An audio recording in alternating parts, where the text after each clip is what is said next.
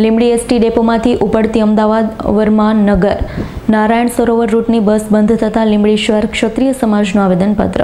Varmanagar Narayan Sarovar રૂટની ST bus બંધ કરાતા લીંબડી શહેર ક્ષત્રિય સમાજમાં રોષની લાગણી વ્યાપી હતી.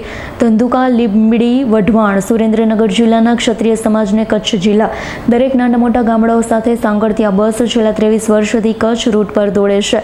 પરંતુ હાલમાં દુધરેજ પુલ ક્ષતિગ્રસ્ત થતાં ટ્રાફિક ન મળતો હોવાનું બહાનું કાઢી એસટી તંત્ર દ્વારા રૂટ બંધ કરી દેવામાં આવતા ઝાલાવાડ ક્ષત્રિય સમાજમાં રોષ ફેલાયો છે.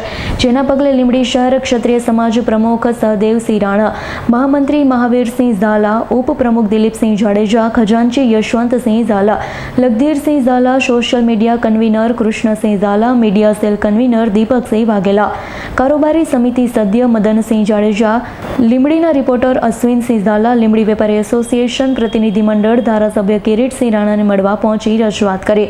તો આ પ્રશ્ને ધારાસભ્ય કિરીટસિંહ રાણાએ રાજકોટ એસટી વિભાગ નિયામક રાજકોટ ડિવિઝન KS કાલોત્રા સાથે ચર્ચા કરી. વિભાગીય નિયામક ડિવિઝન કંટ્રોલર હાલ તો દુધરેજ પુલ મરામત ન થાય ત્યાં સુધી આ રૂટને સુરેન્દ્રનગર, મૂળી, સરા, હળવદ થઈ ચાલુ રાખવા ખાતરી આપતા રજૂઆત કરવા આવનાર લીંબડી શહેર ક્ષત્રિય સમાજના આગેવાનોએ ધારાસભ્ય કિરીટસિંહ રાણા તેમજ લીંબડી વેપારી એસોસિએશનના તથા રાજકોટ ડિવિઝન વિભાગીય નાયબ નિયામક કલોત્રાનો આભાર વ્યક્ત કર્યો. અમદાવાદ વર્માનગર નારાયણ સરોવર વાયા લીંબડી એસટી બસ તે છેલ્લા 23 વર્ષથી ચાલુ હતી. તેને તાત્કાલિક એસટી વિભાગે કોઈને જાણ કર્યા વગર બંધ કરી દીધી.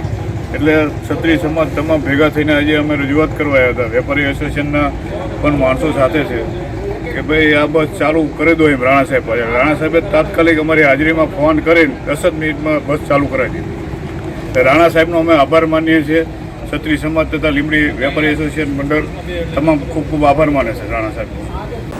દીપકસિંહ વાઘેલાનો રિપોર્ટ, S9 ન્યૂઝ, લીંબડી. અમારી તમામ માહિતીથી અપડેટ રહેવા માટે જોડાયેલા રહો S9 ન્યૂઝ સાથે.